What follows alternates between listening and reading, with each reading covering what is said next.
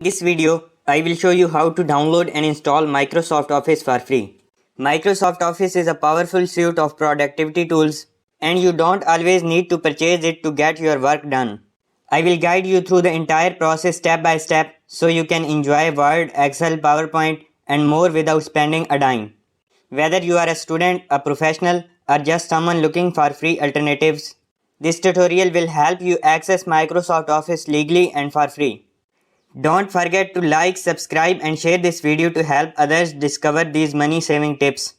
You can download and install Microsoft Office for free by following these steps.